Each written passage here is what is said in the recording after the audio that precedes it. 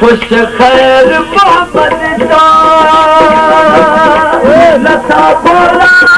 सिराई बात खुश खैर मोहम्मद